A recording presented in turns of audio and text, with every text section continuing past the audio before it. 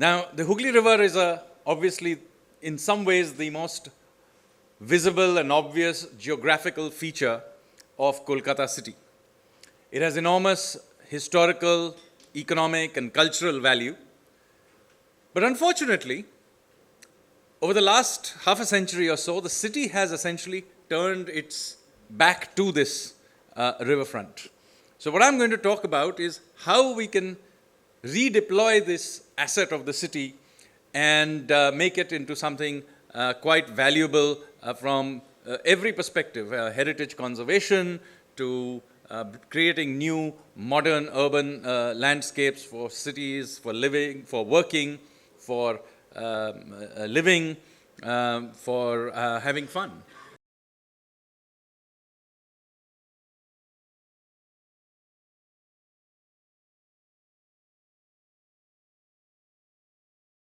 Good afternoon, ladies and gentlemen, and thank you to Bengal Chamber of Commerce and Industry for inviting me back to do the commemorative lecture.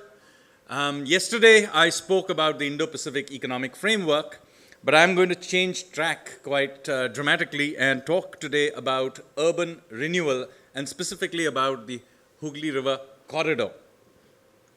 Now, urban renewal is a major issue across India.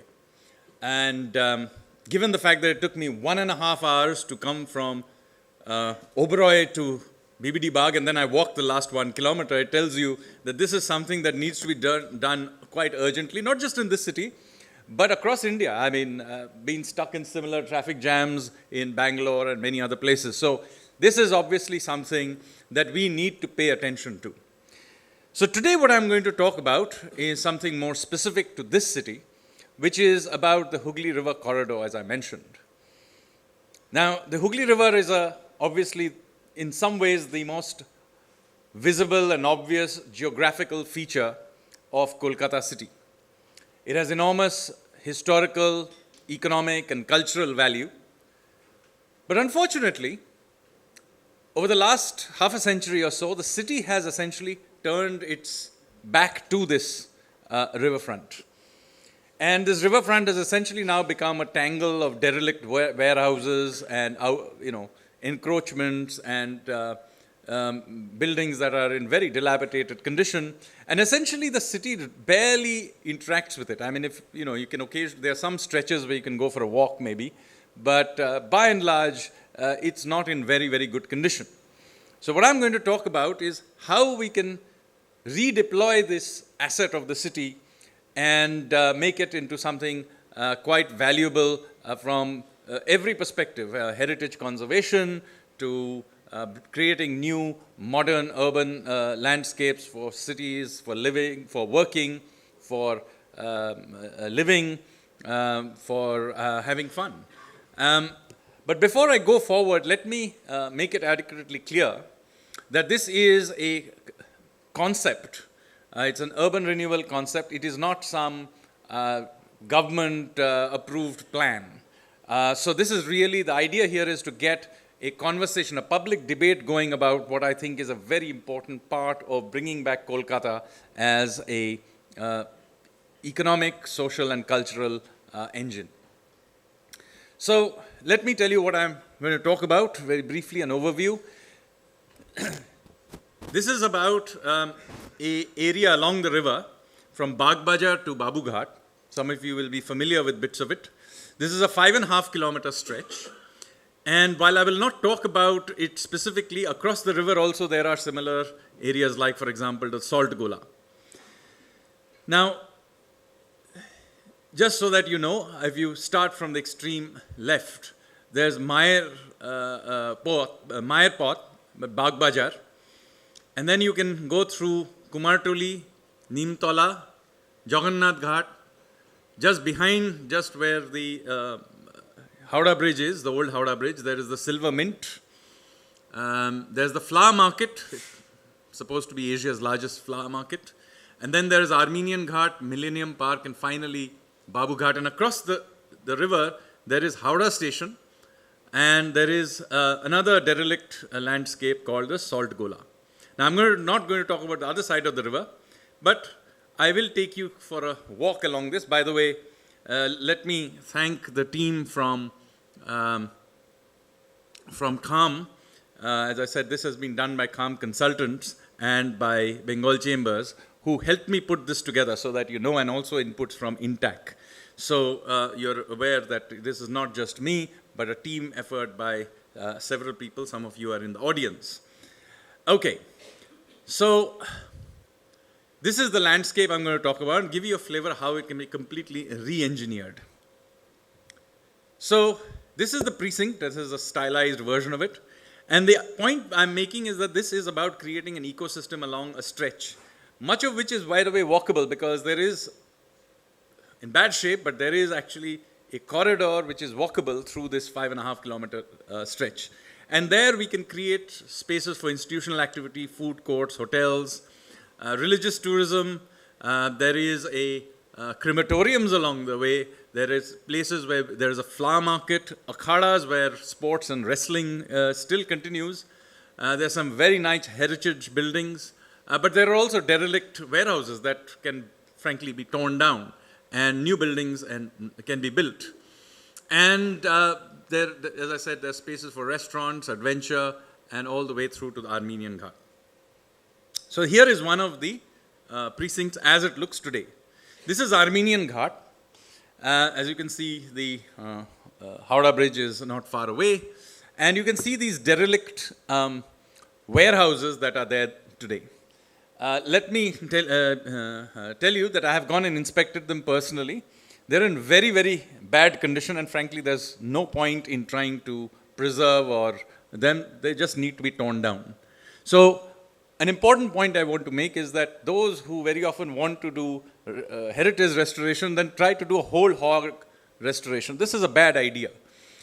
You need to restore the bits that are restorable and are worth restorable, but tearing down the bits that are clearly derelict is an important part of renewal. You have to do that because that is the only way you can bring back the riverfront and deploy it for the 21st century. And this is what Armenian Ghat looks like today, and you can see those derelict warehouses. And this is what I think we could build it into. So here there is right in front of you a multi-use complex, and you can see we have tried to create a uniform architecture for all of this, using the Bengal curved roof, the Chala roof, as a feature throughout the presentation. You will see trying to create some sort of a unity which is both modern and at the same time maintains the cultural look of the place. And you can see there is the Armenian jetty terminal, which should be upgraded. At the back there is Chote Lal's Ghat, which I'll come to a little later.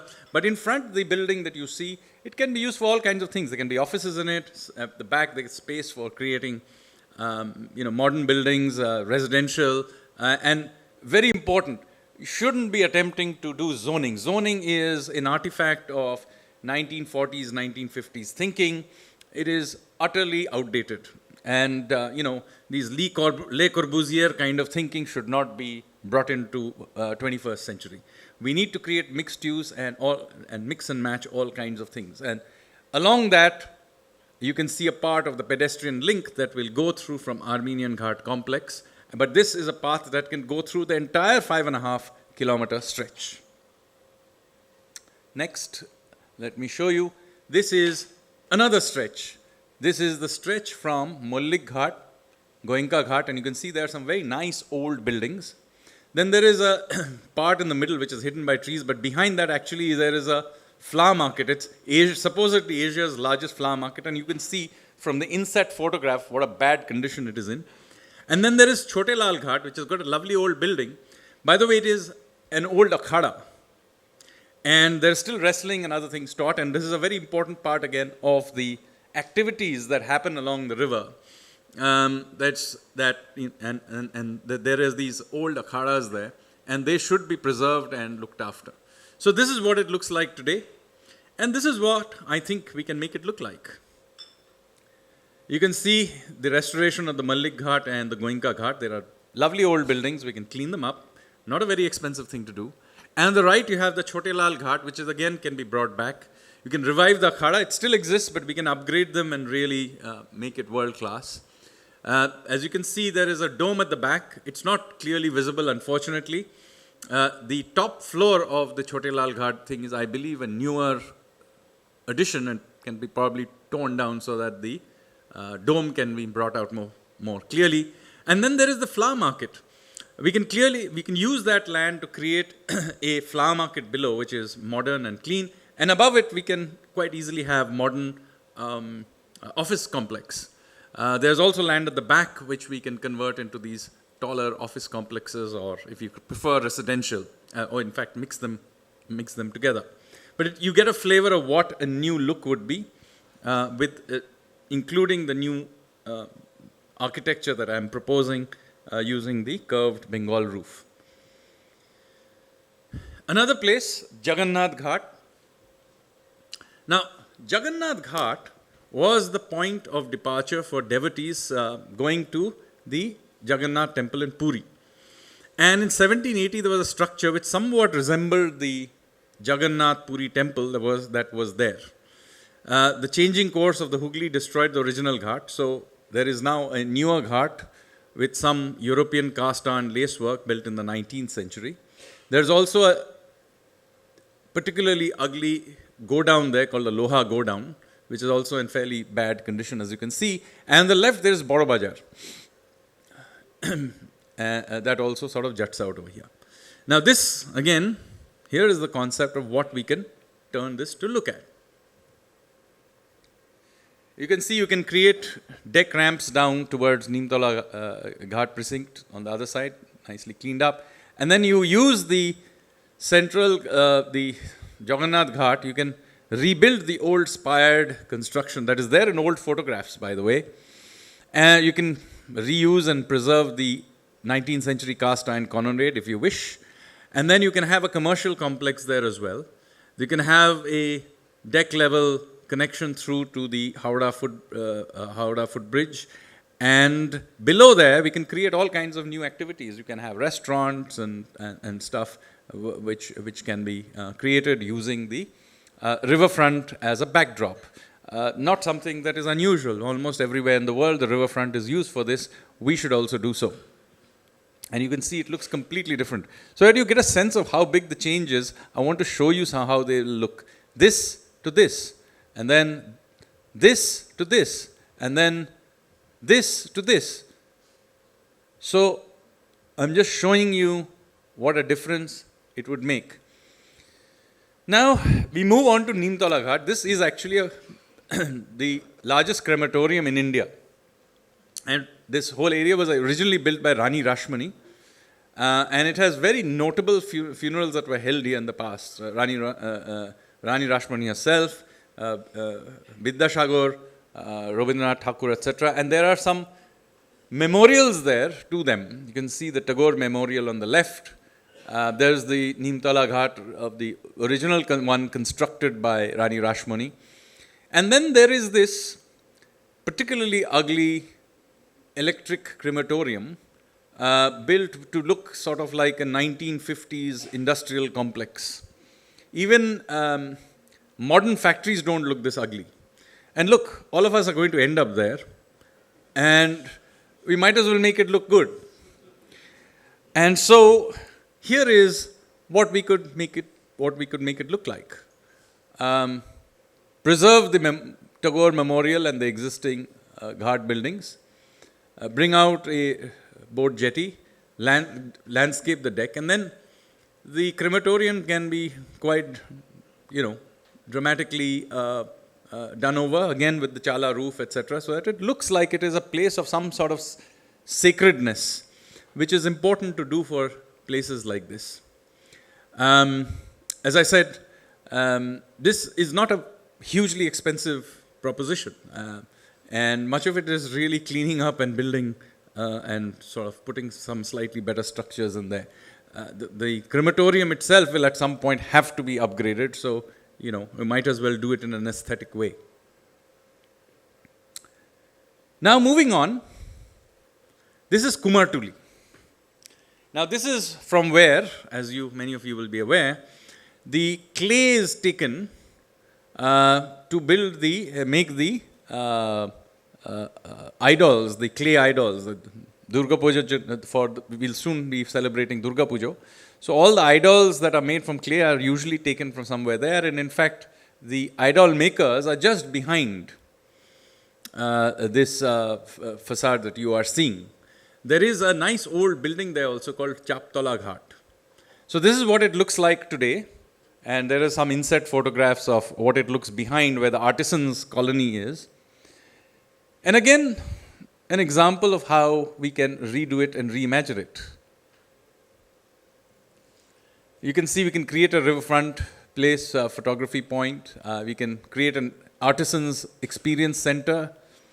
I think there's a case for creating a nice sculpture with a head of a Devi built in the style of the clay artisans. And then, of course, Chaptola Ghat itself can be cleaned up and kept nicely. I think it would be a great way to celebrate the artisans who build these beautiful clay idols, which all of us worship and cherish. And of course, it would clean up the place as well. So again, not a very difficult thing to do. This is what it looks like. This is what it could be made to look like. Let's carry on. This is Ganga Aarti Ghat. Again, there are a whole bunch of old buildings here. There's the Bagh Bazaar station that you can sort of see. Then there's the level crossing. There's the Loknath Mandir, which is an old temple, but as you can see, again, a 1960s construction of some sort. There's the Shiv Ghat. And then there is the Bhagwat Sabha, again, a 1960s construction. There must have been an older building there, I'm told. And then there are a whole bunch of encroachments, and then that heads towards Bagh Bazaar jetty. So this is what it looks like today. There's a Ganga Aarti that is performed there by the Ramakrishna Mission at Roshik Niyogi Ghat. And this is what it can be made to look like. Not very difficult to do. You can create a Kalptaru waterfront promenade. You can have a Bagh Bazaar railway station can be upgraded. The level crossing can have a nice gateway in the Chala style. The facade of the Loknath Mandir can be painted and then can even given a nice little bit of a spire in the Dakshineshwar style. And then you have the facade upliftment of the Bhagwat Sabha as well, again done in the same, painted in the same style, and also given a spire. And then there is space on the right where all the encroachments are. You can create food kiosks, retail, restrooms, and so on to make it look more aesthetically appealing, where people can come and spend time watching the river. And of course, the Ganga Aarti Ghat can also be cleaned up so that more tourists and other visitors can visit it in the evening. Again, let me show you what it looks like. And this is what it can be made to look like. Carrying on, this is Mayer Ghat. This is actually a very historically important ghat because Ramakrishna Paramahansa, after he passed away, his relics, his asthi, was kept in a room in the old temple at the old temple in Belur Math. And Ma Sharoda would take a ferry to Belur Math every day to pray there and return to Mayarbadi and serve bhog to the disciples. So this is the ghat from which she would usually set off. As you can see, there is some classical style buildings there, and there is an idol of Ma Sharoda there. Sadly, it is caged in almost as if she's a prisoner there. And behind that, there is a KOPT shed, which is somehow been particularly ugly structure. And then there is a ghat structure of neoclassical style here, and then there are some trees, etc. on the right. And this is what it can be converted to look like. The trees on the right can be converted into a Kalpataru park. We can have some hotel, restaurant, food court, some institutional area on the left. And we can liberate Ma Sharoda from the Bondi Jibon. And then we can have an open-air Ma Sharoda museum, and there is space for doing innovative activities there. We can even have another Ganga Aarti here, and then landscape the space in front.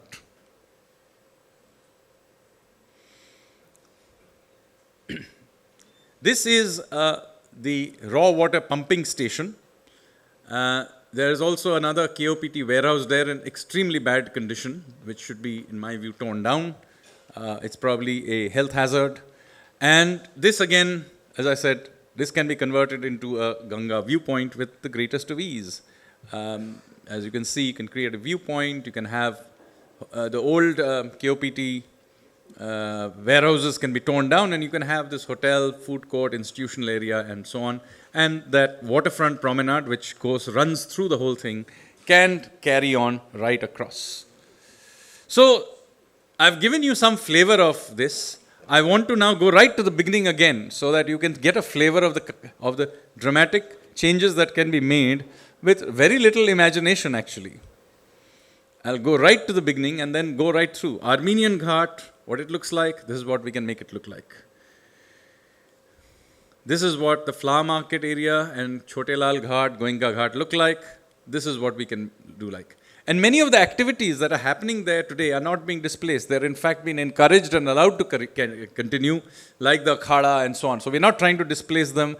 We want people, devotees to come and take a dip in the river, but we want it to be a clean place. Same thing here, Jagannath Ghat, bring back the old ethos, bring back the old structure, for example, rebuild it if necessary, get rid of these old go-downs which are of no aesthetic or architectural value, and then bring in these commercial complexes. You've got to create commercial activity, create jobs. And then Neemtala Ghat, same thing, crematorium, as I said, we all use these facilities, we need to make them aesthetic and something we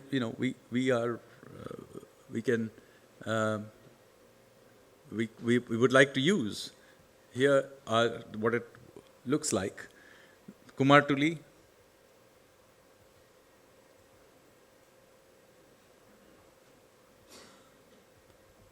So what I've done is that we have provided you a sort of a design journey. And let me again thank Kham Consultants and Bengal Chamber for helping put this together. We had gone for long walks along this path to try and get a sense of it, take photographs of it some months ago. And after many iterations, coming up, as I said, with an architectural style that would fit this precinct and sort of give it some unity, which not just of design, but also harking back to the Bengal Chala roof and sort of maintaining that feel of the place. And the idea here is that we can bring back we can bring this river back into urban life in this city. Not very difficult to do, as I will tell you, because as it turns out, almost all of this stretch that I talked about is actually owned by the government, either by the central government or by the state government. Little bits are owned by private parties, but I'm sure they can be persuaded or even funded by in various ways to upgrade themselves. It is not a very difficult thing to do at all. And importantly, it is commercially viable as well. Because, as I said, much of this redevelopment is about replacing unused warehouses with modern facilities that can be commercially sold off or leased out, and you can create and will also create new economic activity in its own right in terms of offices, malls, restaurants, and even living quarters with a nice view of the river. Every successful country, every successful city in the world uses the river or the sea or other geographical features to create a view. This would be a great way to deploy that. As I said right in the beginning, the attempt here is to try and create a public debate about this issue. This is not a government-approved plan in any way, but it is important that we begin to think like this. Because otherwise what is happening is that you have this amazing asset right in the heart of your city, which has, as I said, enormous historical, economic, cultural value, but it is just being allowed to fall apart. And there is no reason why we should do this. The